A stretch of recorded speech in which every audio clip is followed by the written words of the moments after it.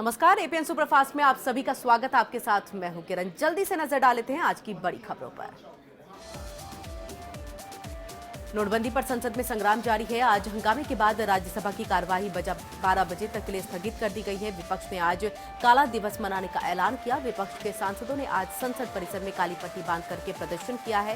कांग्रेस उपाध्यक्ष ने नोटबंदी के फैसले को मूर्खतापूर्ण करार दिया। जाहिर है कि राज्यसभा में 16 नवंबर को इस मुद्दे पर चर्चा शुरू तो हुई थी, लेकिन पूरी नहीं हो सकी।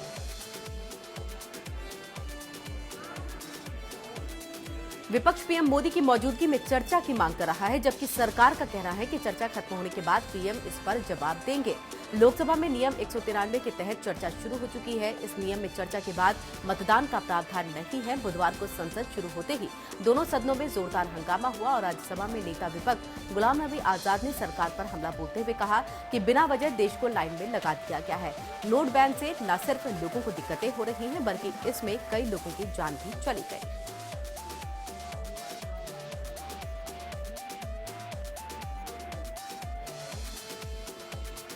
नोटबंदी को लेकर विपक्ष पूरी तरह से केंद्र सरकार के खिलाफ एकजुट है और सरकार पर हमलावर है। आप बिना किसी एक्सपर्ट से पूछे अपने आप कर डाला। किसानों को बीज बोने का पैसा नहीं मिला। पूरी कोस्टल बेल्ट पे मच्छीमारों की आमदनी ठप हो गई। अभी मैंने कहा लार्सन एंड टूब्रो ने 1 लाख से ज्यादा लोगों को बाहर निकाला है। अनएम्प्लॉयमेंट बढ़ रहा है। कैशलेस इकोनॉमी से किसको फायदा होगा? कैशलेस इकोनॉमी से 2, 3, 5 कंपनीज को फायदा होगा जो हर ट्रांजैक्शन पे कमीशन लेंगे। तो एक के बाद एक प्रधानमंत्री भाग रहे हैं। हम चाहते हैं कि इस लोकसभा में, राज्यसभा में वो आके बात करें और यहां पे हम उनको भागने नहीं देंगे।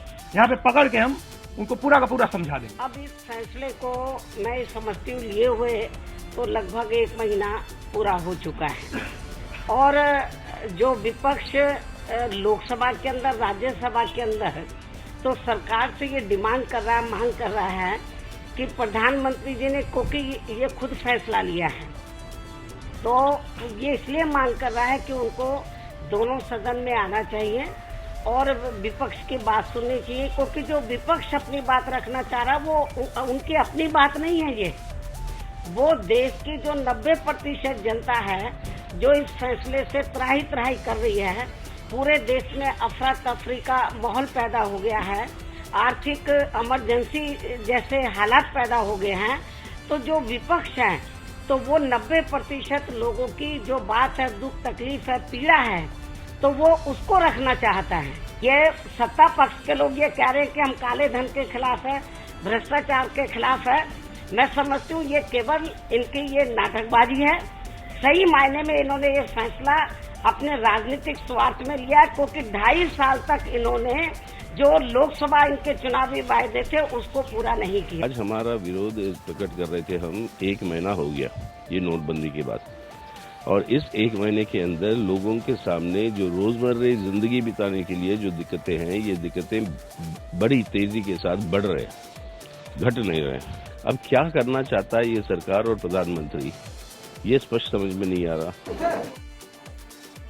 नोटबंदी को आज 1 महीना हो गया है, लेकिन इसका असर अभी भी बैंकों और एटीएम के सामने देखने को मिल रहा है। सैकड़ों की तादाद में लोग रात दिन लाइन में लग करके अपनी बारी आने का इंतजार करते दिखाई दे रहे हैं कि कब उनका नंबर आए और वो पैसा निकाल सके। देश की सरकार ने ज्यादा से ज्यादा लोगों को सुविधा देने के लिए कई दफा कानून में बदलाव किए, लेकिन हालात सामान्य नहीं हुए। नोटबंदी के बाद आम जनता नकदी के संकट से जूझ रही है, तो वहीं व्यापारी वर्ग को करोड़ों का नुकसान हो चुका है। संकट के पीछे नए नोटों की छपाई की तय तादाद में न होना वजह माना जा रहा है। सरकार का दावा है कि ये संकट कुछ दिनों में समाप्त हो जाएंगे, लेकिन हालात देख ये साफ हो जाता है कि आने वाले दिन भी मुश्किलों भरे होंगे। ग्रामीण इलाकों में हालात और भी बदतर हैं। लोग एटीएम और बैंक दूर दूर तक से पैसे लेने की चाहत में आ रहे हैं, लेकिन उनके हाथ मायूसी लग रही है।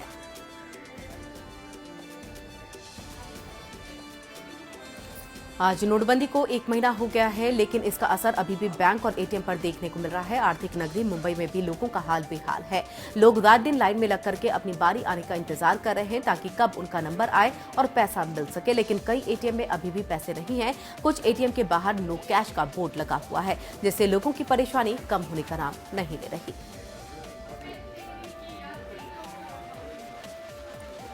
कर्नाटक के एक अफसर के ड्राइवर ने राज्य के पूर्व मंत्री जी जनार्दन रेड्डी पर गंभीर आरोप लगाए हैं। ड्राइवर ने खुदकुशी कर ली है। उसका सुसाइड नोट सामने आया, जिसमें लिखा है, रेड्डी ने 100 करोड़ रुपए का काला धन सफेद किया और ये बात मुझे मालूम थी। ड्राइवर ने खुद को मेंटली टॉर्चर करने का भी आरोप लगाया। साथ ही ये दावा किया कि रेड्डी ने अपनी बेटी की शादी से पहले ब्लैक मनी को व्हाइट में कन्वर्ट किया। ड्राइवर रमेश गौड़ा की बॉडी मंगलवार रात मांड्या जिले के मंडूर में एक लॉज में पाई गई। रमेश कर्नाटक एडमिनिस्ट्रेटिव सर्विस के एक अफसर का ड्राइवर था। ड्राइवर ने सुसाइड नोट में लिखा है, मेरे बॉस ने मनी लॉन्ड्रिंग में रेड्डी की मदद की, बदले में रेड्डी ने बॉस को 20% कमीशन दिया है। खनन कारोबारी जनार्दन रेड्डी पिछले महीने तब चर्चा में आए थे जब उन्होंने शाही ढंग से अपनी बेटी की शादी की थी। ड्राइवर रमेश ने सुसाइड नोट में लिखा है कि इस मामले में शामिल लोगों ने मुझे धमकी दी, खुलासा करोगे तो जान से मार देंगे।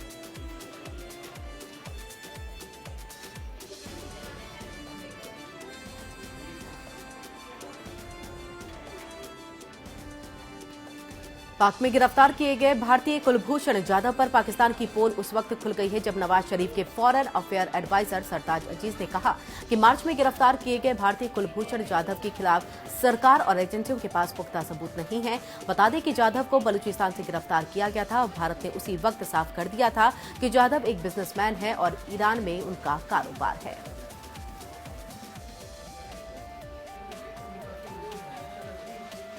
भारत ने यह भी शक जताया था कि शायद जाधव को किडनैप किया गया है। अभी तक जाधव को पाकिस्तान भारतीय जासूस कहकर भारत पर अनाप शनाप आरोप लगाता रहा है, लेकिन सरताज अजीज के ताजा बयान के बाद पाकिस्तान की कलाई खुल गई है।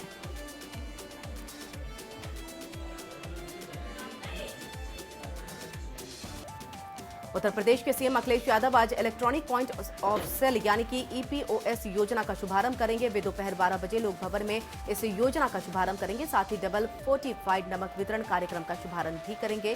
दरअसल इस योजना को लागू करने के पीछे राज्य सरकार का मकसद गरीबों को मिलने वाले अनाज वितरण में हो रही अनियमितता को रोकना है। राष्ट्रीय खाद्य सुरक्षा अधिनियम 2013 के तहत गरीबों को उसका वाजिब अनाज मिल जाएगा। हक मांगने वाले अब सफल नहीं हो पाएंगे क्योंकि पीडीएस में बायोमेट्रिक सिस्टम पूरे राज्य में सरकार लागू करने जा रही है।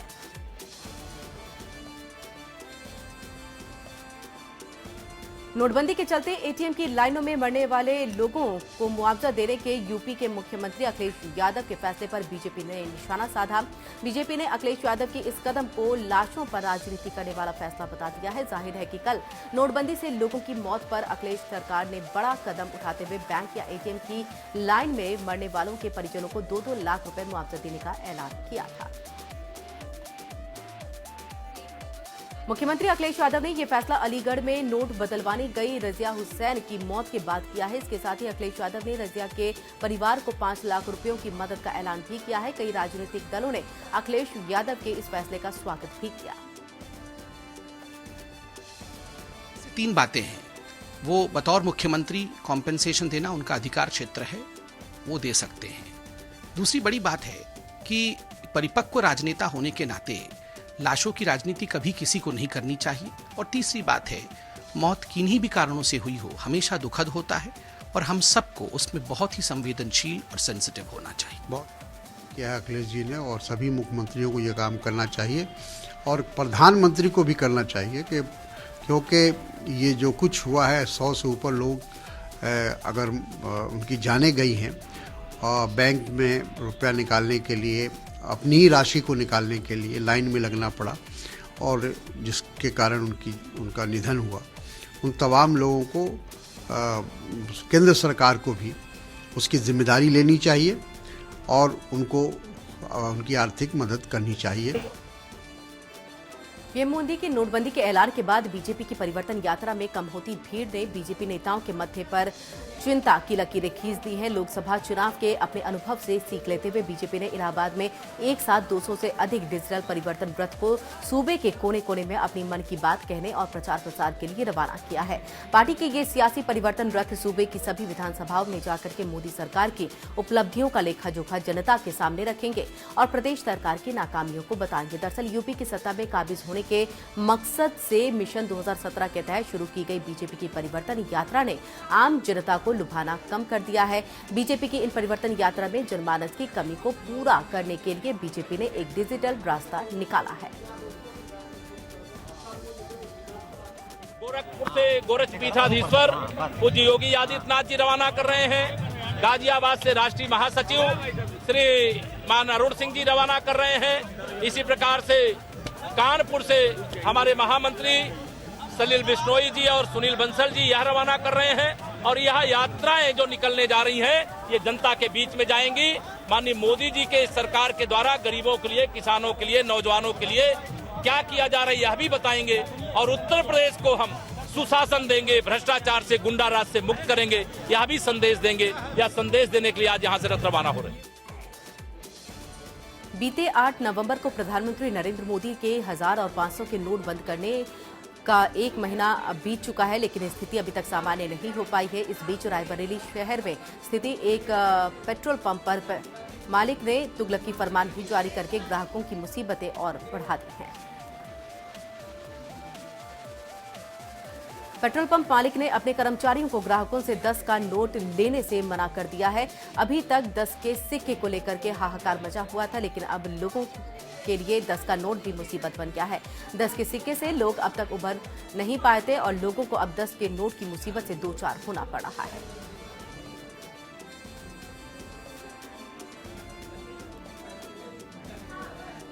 नोटबंदी से आम आदमी परेशान है तो वहीं कई जगहों पर उन्हें जुल्मों सितम का भी शिकार होना पड़ रहा है। ताजा मामला सीतापुर का है, जहां हर गांव में भारतीय स्टेट बैंक में पैसे निकालने गए बुजुर्ग की होमगार्ड के जवान ने सरेआम पिटाई कर दी। बुजुर्ग सुबह 9 बजे से रुपए निकालने के लिए लाइन में लगा हुआ था। पीड़ित बैंक से 18 किलोमीटर दूर से आया हुआ था। होमगार्ड के जवान पर आरोप है कि वो अपने परिचित लोगों को बिना क्रम के रुपए निकालने की छूट दे रहा था, जिसका बुजुर्ग ने विरोध किया।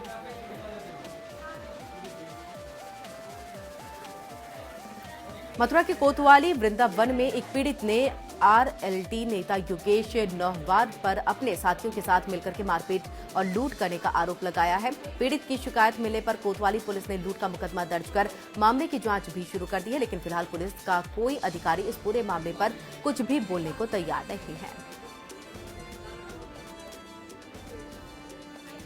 उत्तर प्रदेश की राजधानी लखनऊ में पुरानी पेंशन की बहाली की मांग को लेकर के विधान भवन घेरने जा रहे शिक्षकों पर पुलिस ने लाठीचार्ज किया, जिसमें एक शिक्षक की मौत हो गई है। सरकार ने इस मामले का संज्ञान लेते हुए शिक्षक के परिजनों को 5 लाख रुपए मुआवजे के साथ परिवार के एक सदस्य को सरकारी नौकरी और पेंशन का ऐलान किया है।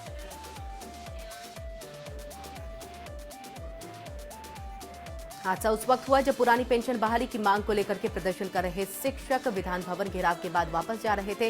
रास्ते में पुलिस ने लाठीचार्ज कर दिया, जिसमें चोट लगने से कुशीनगर के एक इंटर्न कॉलेज में तैनात अंग्रेजी के शिक्षक रामाशीष सिंह की मृत्यु हो गई। एक और जहां प्रदेश सरकार ई रिक्शा योजना के तहत गरीबों को रिक्शा बांट करके छिड़कने वाले वोट बैंक को जुटाने की कोशिश कर रही है, तो वहीं आरटीओ विभाग की हठधर्मिता के चलते सहारनपुर में सरकारी योजना को फलीता लग रहा है।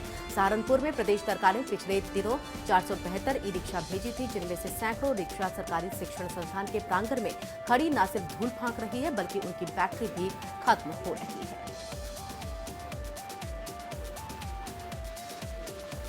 कारण यह है कि आरटीओ विभाग इनकी आरसी जारी नहीं कर रहा है। कुछ समस्या पात्र लोगों को खोजने में दिक्कतें आ रही हैं, जो आरटीओ विभाग खड़ा कर रहा है। आपको बता दें कि डूडा विभाग द्वारा ई रिक्शा बॉडी बांटी जानी थी, जिसमें खुद नगर विकास मंत्री आजम खान सहारनपुर पहुंचे थे।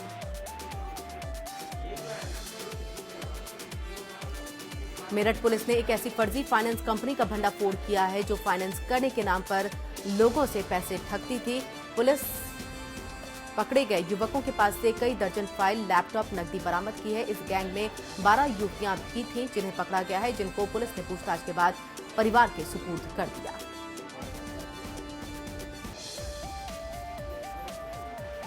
पुलिस की माने तो ये गैंग पिछले काफी समय से इस काम को करता आ रहा है। मेरठ में पहले भी जगह जगह अपनी कंपनी खोल लोगों को ठग चुके हैं ये लोग दूसरे राज्यों के अखबारों में अपना विज्ञापन देकर के लोगों को प्रभावित कर फाइनेंस करने के नाम से ठग लिया करते थे और पुलिस का दावा है कि इस तरह की जितनी भी कंपनियां मेरठ में चल रही हैं उसको जल्द ही बंद करा लिया जाएगा। जौनपुर शहर कोतवाली थाना क्षेत्र के रासमंडल मोहल्ले में एक मकान पर आधा दर्जन दबंगों ने धावा बोल करके जमकर तोड़फोड़ कर आसानी से वहां से फरार हो गए हैं। पूरा मामला सीसीटीवी कैमरे में कैद हो गया। घटना के बाद मौके पर पहुंची पुलिस जांच में जुट गई है और उस घटना में पूरे क्षेत्र में दहशत का माहौल व्याप्त है। दबंगों ने उस वक्त तोड़फोड़ की है जब शहर कोतवाली थाना क्षेत्र के रासमंडल निवासी मोहम्मद सारिक अपने रेडीमेड होलसेल की दुकान पर बैठा हुआ था। 5 मिनट तक घटना को अंजाम देने के बाद दबंग वहां से फरार हो गए और बताया जा रहा है कि 25 नवंबर को 2 गुटों में मारपीट हुई थी और खबरों के मुताबिक ताजा तोड़फोड़ का मामला उसी का नतीजा जान पड़ता है। ताला बंद था, 20-25 लोग आए हैं, यही मोहल्ले के इधर उधर के सारे लड़के मिलके गुंडे टाइप के, वो सब आए यहाँ पे। उन्होंने सीधे गेट का ताला तोड़ा है और यहाँ पे देखिए जितनी भी गाड़ियाँ हैं सारी गाड़ियों को उन्होंने कूच दी। मुझे मारने की पूरे प्लानिंग से आए थे कि आज इसकी हत्या करें। इसी बात को लेके मारपीट हुई थी। एक पक्ष ने दूसरे पर मुकदमा लिखवाया था, दूसरा पक्ष पुनः जो है पहले वाले पक्ष पे कल मारपिटाई कर दिया। मुकदमा लिखा जा रहा है, लिख लिया गया है और जांच करके आवश्यक कार्रवाई की जाएगी। और इसी के साथ एपीएन सुपरफास्ट में इतना ही। रुकेंगे एक छोटे से ब्रेक ले। ब्रेक के बाद भी एपीएन पर खबरों का सिलसिला लगातार जारी है।